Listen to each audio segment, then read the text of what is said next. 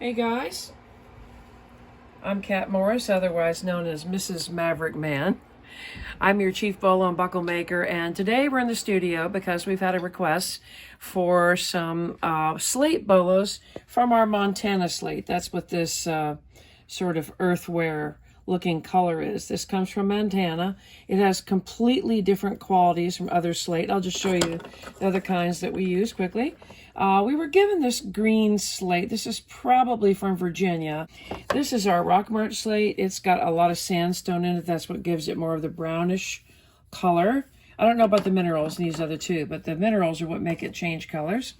And this is our Pennsylvania slate, but this is the same slate that runs through a vein through all the Allegheny Mountains, all the way up into New England, through the three open slate quarries that are still in Pennsylvania. And there's a couple in Maine, and then there is that one still open in Virginia. So anyway, let's get going. I had a request for a large bolo, and we wanted to see what it would look like in the Montana slate. Even though I'm likely to put my paint technique on top of this, you won't even know what color it is. But just knowing, that it came from the state you live in, it could be cool, So what we do, this is a wet grinder, so I actually will have to put some water in here because I am grinding stone. So after it's been sorted and selected and everything, next thing I do is actually start grinding some of the shape. The Montana slate does not split. You can't really see. Right there you can see it's got two places where it might split, but it doesn't really split very well. Same thing with the Virginia slate. You don't see any fissures in there. You don't see any kind of cracks.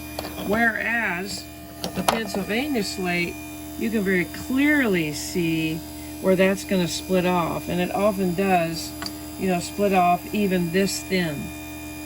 Okay, so there's quite a difference in the makeup of the different kinds of slate. So anyway, this is the Montana slate. I'm going to try to grind something that looks like a big bolo out of this.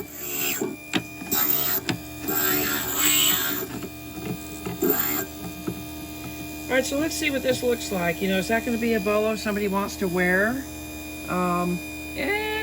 Not quite yet. Now the smooth side, maybe. But we got a little sharp edge right there. So nobody wants a sharp edge poking through their clothing or on their, even poking through a shirt. It's not going to be fun. But I'm trying to leave this bolo in its kind of its natural state because there is just something interesting about that when they're finished. So I think with this one, I'll probably leave it like this. And then we do have some other pieces I'll be working with here. Again, we can get a nice big bolo out of this one. We'll see what happens which side. And then I've got a smaller piece here. We'll see. I don't know. I've got a few smaller pieces. I might make something coordinating for a lady for this guy here. So y'all just let us know if you want any of these special colors.